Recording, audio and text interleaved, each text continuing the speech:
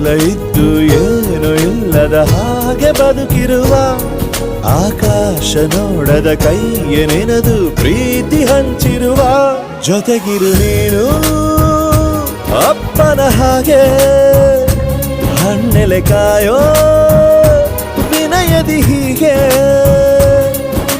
ನಿನ್ನನು ಪಡೆದ ನಾವು ಪುನೀತ ಬಾಳು ನಗು ನಗುತ್ತಾ ಬೊಂಬೆ ಹೇಳುತ್ತೈತೆ ಮತ್ತೆ ಹೇಳುತ್ತೈತೆ ನೀನೇ ರಾಜಕುಮಾರ.